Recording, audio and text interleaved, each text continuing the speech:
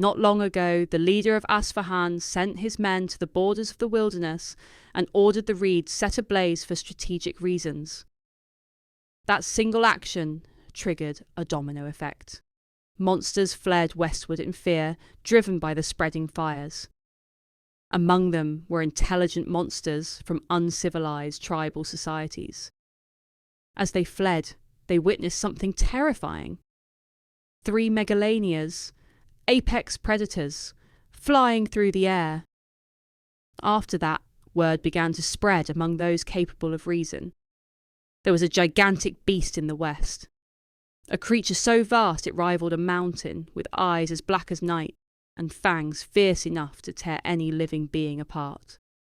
And it had a master, a demon from hell itself, controlling the beast.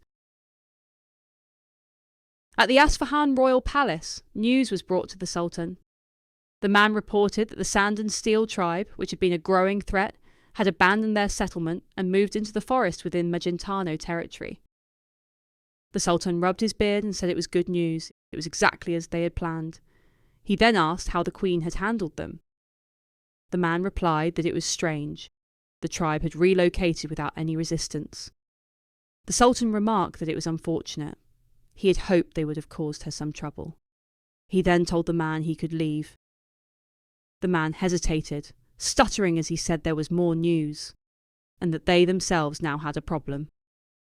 He informed the Sultan that the horde of monsters they had driven west had returned and were attacking the kingdom's walls. Unease spread across the Sultan's face as he asked how this had happened. The man answered that the soldiers were currently holding the monsters back, but disturbing reports had reached them. There was an unknown threat in the west, a demon that had driven the monsters away in fear, sending them back. The Sultan rose to his feet and ordered the man to reinforce their defences against the monsters. After sitting back down, he wondered how their plan had backfired. Was it some trick by the Magentano Queen? He dismissed the thought as impossible. There was no way she could have managed that. Then another thought followed. Was there truly a demon in the west? Back at the Frontera Manor, Lloyd sat smiling as he asked someone to sign a contract on the table in front of him. On the other side of the table were 2 familiar faces, the lenders. They looked at the document and asked what it was. Lloyd told them to just sign it. He then explained that it was a receipt confirming the full repayment of the debt. He gestured to the cheque on the table and told them to look closely. It covered the total amount owed plus interest. The men examined both documents more carefully. Lloyd asked what they were waiting for and told them to sign it and leave, glaring at them. After a moment, the 2 men hurried out of the room as Arcos entered. Lloyd stood and walked toward him, beaming with a smile. Arcos asked if he had truly paid off their debt.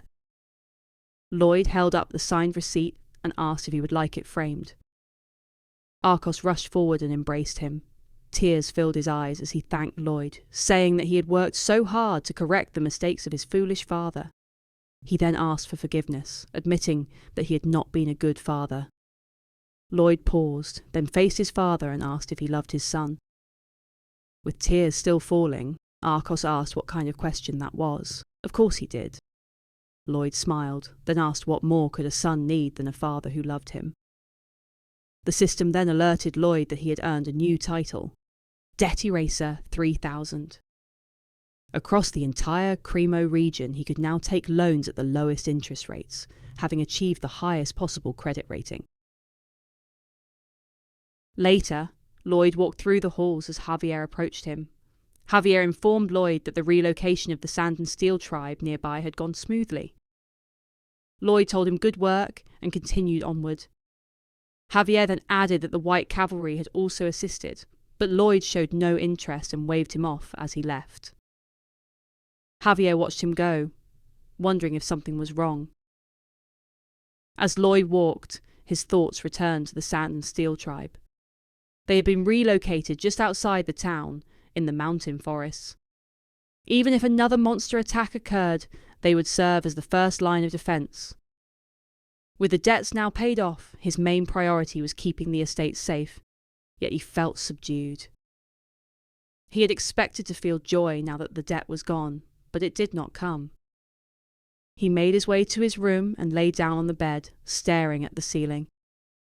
His thoughts returned to Arcos thanking him, and then to his own father in Korea.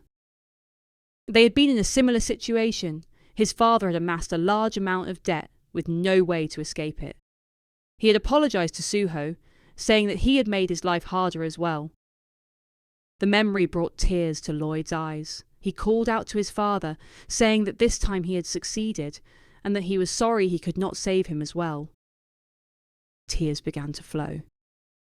Outside the room, Javier stood still. He heard Lloyd crying. Lowering his head, he spoke quietly. Lloyd could cry as much as he wanted today. He had earned it.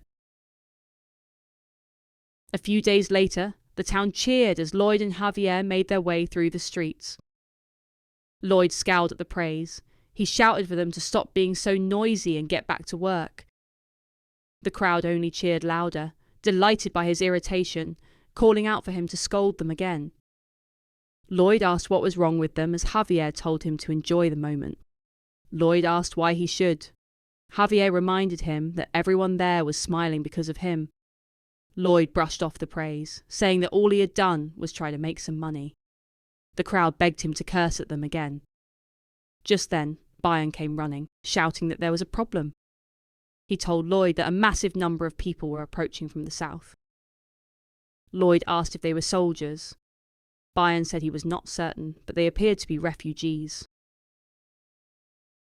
Lloyd made his way to the refugees. The leader of the group asked if he was the lord of the estate. Lloyd replied that he was the lord's son and asked who the man was. The man explained that they were from the Barony of Sortino in the south. He said he had been the chief of a small village called Sorti, though that role had belonged to his father previously. When the attack came, his father had ordered him and the others to flee. He and the rest had stayed behind, fighting the monsters to the end to buy them time. Lloyd stopped him and asked if he had said monsters had attacked. The man confirmed it. Giant beetles, hundreds of them. Javier remarked that it must have been the monster domino effect. He added that he had not realised it had reached other parts of the region as well. Lloyd thought it sounded as though every estate bordering the eastern wilderness must have been attacked. He wondered if only their estate had managed to push the monsters back. Considering the situation, he realised the refugees to the north would likely continue farther north, toward the sea. For those in the south, the distance was too great. That was why they had come here instead, to the centre. Then another thought followed. How many more would come? Perhaps thousands. Suddenly, the refugees knelt and begged Lloyd to aid them, pleading for food for their children. Javier quietly asked Lloyd whether the estate had the means to care for so many people. Lloyd's face twisted into a grin as he said that things were becoming exciting. Javier looked at him in confusion and asked what there was to be excited about. Still grinning, Lloyd told him to think about it. All these people would become part of their estate, and he told Javier to imagine the tax revenue they would generate. Javier asked if money was all Lloyd saw when he looked at people. Ignoring him, Lloyd ordered Bayern to instruct the engineering corps to help distribute food among the refugees. The refugees thanked Lloyd loudly, continuing to bow. Lloyd then left to report the situation to the Baron. Bayern asked Javier not to be angry at Lloyd. Frustrated, Javier remarked that he sometimes forgot that people were not just tools. Bayern assured him that Lloyd's methods might seem pragmatic on the surface, but in the end, everyone benefited from his schemes. Reporting to Arcos, he nervously asked Lloyd whether they truly had the funds to care for so many people. He told Lloyd that with their current food stockpiles, they would be depleted within days. Lloyd asked what he meant, saying that they had plenty to eat. He then led Arcos to a building where the remains of the locusts were being stored. Arcos looked at them with visible disgust and asked if Lloyd truly planned to feed those to the refugees. At that moment, Lloyd's mother knelt down and took a bite. Arcos recoiled in shock. She looked up and said that they tasted just like shrimp. She explained that she had seen the orcs eating them and was sure they were safe to consume. She then sighed and said the only problem was the smell, wondering how they could get rid of it. After that, she asked Lloyd if she could take charge of the catering department. Lloyd agreed. Elsewhere, preparations were underway as a camp was set up for the refugees. Valilard informed Lloyd that the first round of temporary shelters had been completed. At the same time, another man reported that more refugees were approaching. Lloyd grinned. It was sooner than he had expected. He told Podong that they needed to hurry with the construction, or people might freeze to death while exposed to the elements. Podong gave a thumbs up and immediately began digging. Bayan then began building heated flooring for the new shelters. Marbella was placed in charge of catering, transforming the locust remains into nutritious meals. Her staff asked how it would be possible to remove the smell from the remains. Marbella smiled and said that she had acquired a book written by a woman from a faraway land known as the Dragon's Chef. The secret to removing the smell was written inside. The staff gasped, saying it was the legendary cookbook. Lloyd sat overlooking the camp, watching everyone at work. He realised there would not be enough space once more refugees arrived. He considered expanding into the eastern mountains, but even that would not be enough. Scratching his head, he wondered what to do. He looked down at one of the shelters as a small child cried, asking his mother to go home. The mother told the child that their home was gone and that they should be thankful to the people who had taken them in.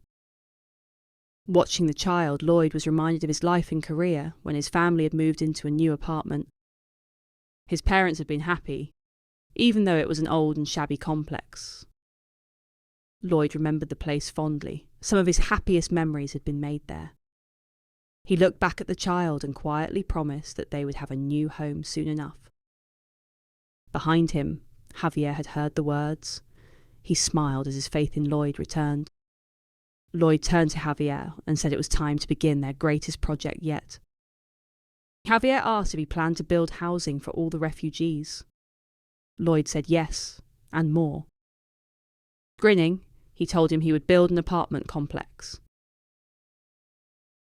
Apartments were a common form of housing in Korea and the most efficient way to resolve their current situation.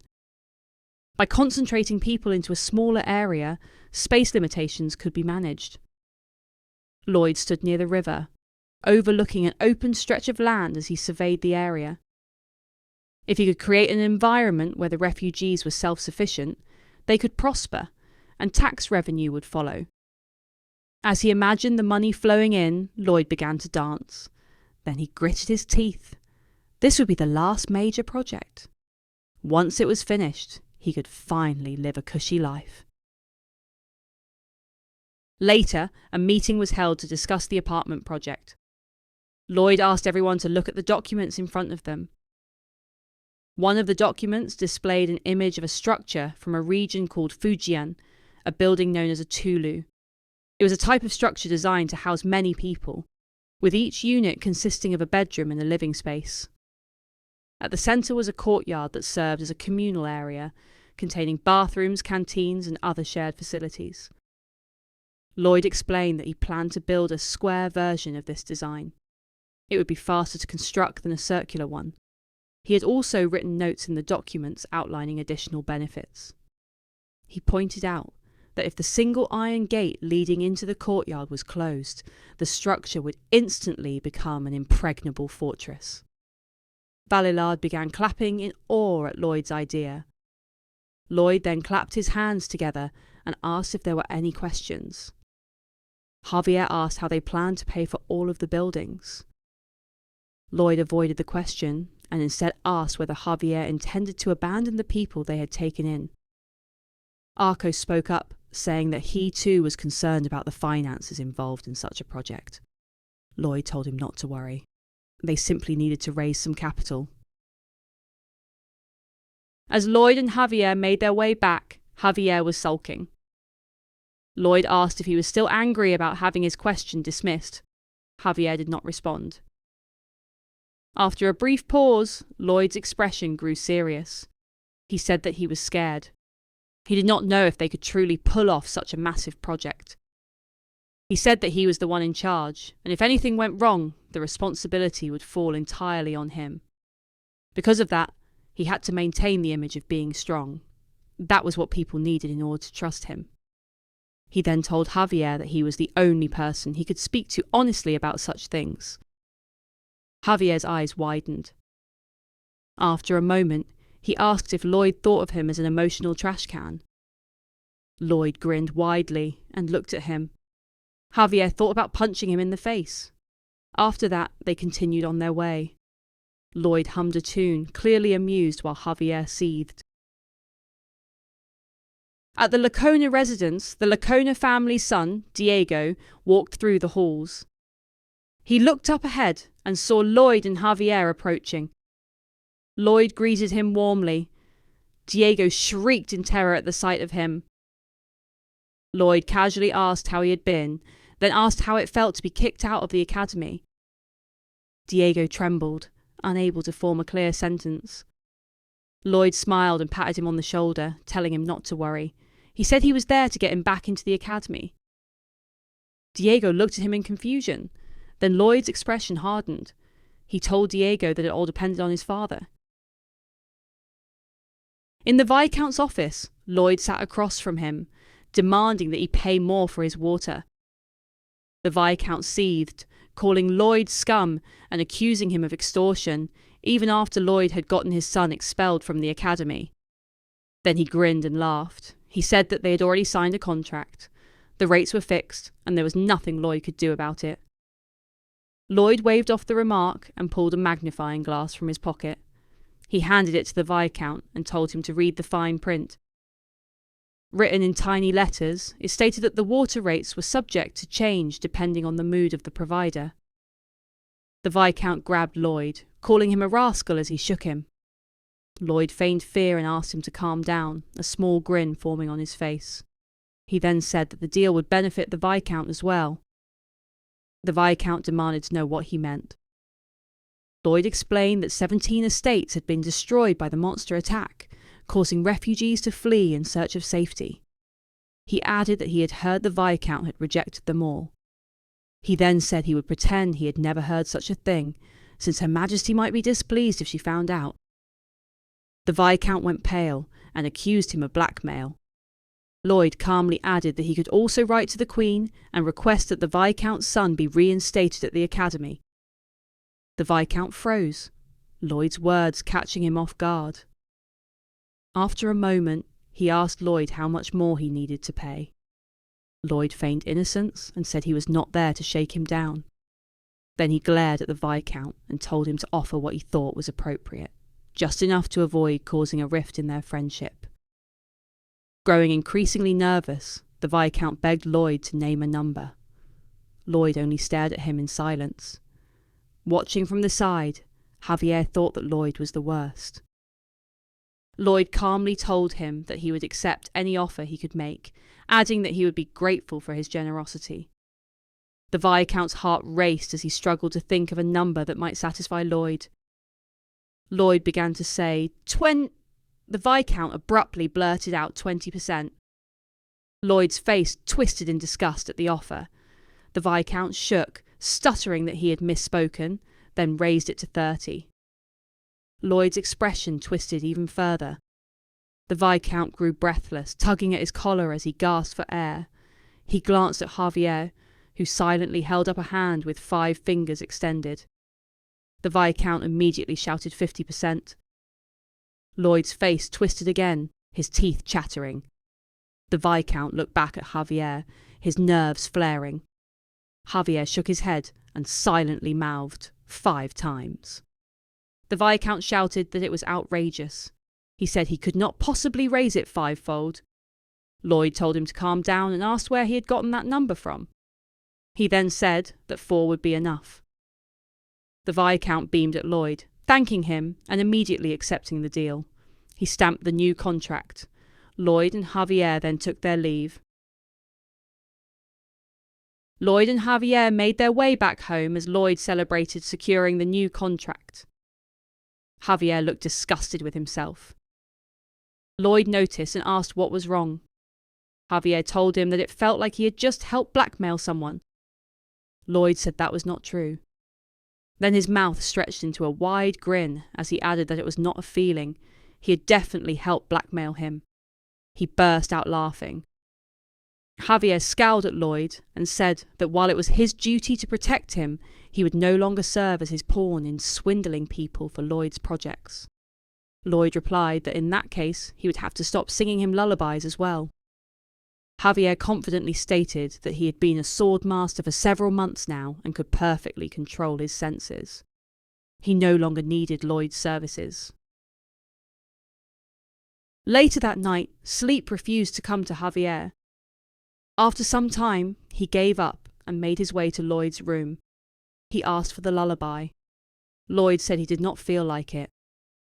Javier hesitated, then asked again, this time adding a quiet please. Lloyd grinned and asked if Javier had ever heard of sleep hygiene, the kind of routine a person could no longer fall asleep without. Javier said he understood what he meant. Then he asked him to sing the lullaby anyway. Lloyd began reciting his technical manuals. Almost immediately, Javier fell asleep. Lloyd stood up. It was time to get to work. He moved to his desk and spread out the blueprints. Using simulation, he created a scaled-down virtual model of the apartment buildings. Up until now, luck had carried him. He understood underfloor heating, but apartments were unfamiliar territory. Within the simulation, the structures proved unstable. Concern spread across Lloyd's face. The next day, Lloyd ordered his men to seek out supplies from Cremo to support the project. As the days passed, he continued adjusting the structural simulations. He also helped with the digging himself. More refugees continued to arrive, and Lloyd instructed Bayern to accept them all. He still struggled with the apartment designs, working on the plans day and night. After some time, he returned to the construction site, where Bayern updated him on matters concerning the refugees. Lloyd's eyes were heavy with exhaustion. Then, without warning, he keeled over and collapsed onto the ground. At the royal capital, the Queen trained her combat skills within a duelling ring, archers positioned in a circle around her. After a brief moment, she gave the order to fire. Arrows flew toward her all at once. She swung her aura blade and destroyed them all. The soldiers around the ring gasped at the display, but the Queen remained unimpressed. Since the attack, she had become able to summon her sword aura more quickly, yet beyond that, she had seen little improvement. Her thoughts returned to Kyle's attack.